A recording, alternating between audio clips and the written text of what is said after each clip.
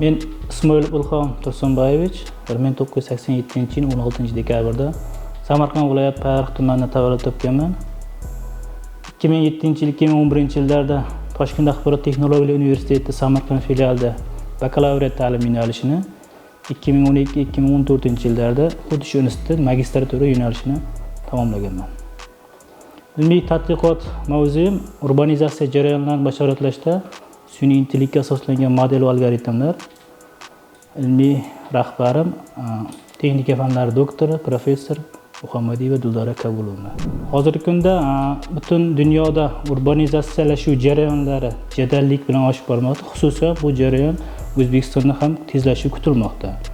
Bu ikki tomonlama demak ta'sir qiladi. Bir tomonlama iqtisodiy o'sish, hayot sifatini yaxshilash uchun ta'sir qilsa, boshqa tomondan turli xil ko'rinishdagi muammolarni keltirib chiqadi. Xususan ekologik muammolar, yo'l transport tirbandlik muammolari yoki bo'lmasa infratuzilmaga bo'lgan talabning ortib borishi, qishloq joylardagi yerlarning bo'shab qolishi shu ko'rinishdagi muammolarni olib keladi. Ilmiy tadqiqotning ilmiy yangiligi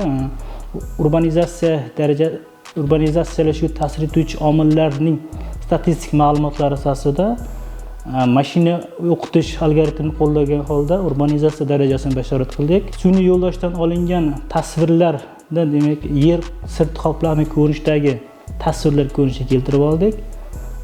Yer sirti qoplami ko'rinishidagi tasvirlarni bosh komponentni tahlil usuli asosida belgilab fazosini kamaytirib oldik va yer sirti qoplami ko'rinishidagi tasvirlarni chuqur o'qitish modellarini qo'llagan holda shahar hududiy kengayishini bashorat qilib oldik. Tadqiqotda asosan ikkita masala ko'rilgan. Birinchi masala shu hududning urbanizatsiya darajasini bashoratlash va o'sha shahar hududiy kengayishini bashorat qilishdan iborat bo'ldi. Ilmiy tadqiqot natijalari Samarqand viloyatida joriy etilgan, xususan Samarqand viloyati hokimlik huzuridagi akt rivojlantirish markazida, Samarqand viloyati statistika boshqarmasida va Davlat kadastrlar palatasi Samarqand shahar filialida joriy etilgan. Kelgusida ilmiy tadqiqot bilan shug'ullanuvchi tadqiqotchilarga maslahatim birinchi o'rinda shu ilmiy rahbar tanlash tavsiya etgan bo'lardim. Keyin ilmiy ishda ilmiy rahbar bilan birgalikda tadqiqotchining qiziqishlari doirasida tanlasa maqsadga muvofiq degan bo'lar edi. Ilmiy ishim bo'yicha menga yordam bergan birinchi o'rinda ilmiy rahbarim Muhammadiyeva Dildora Kabulovnaga katta rahmat aytaman.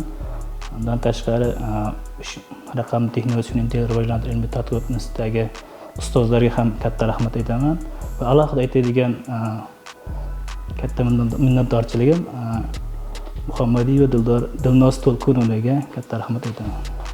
Siz bilan intervyuda birga bo'lganimizdan minnatdormiz. Kelgan shu vaqt. Rahmat.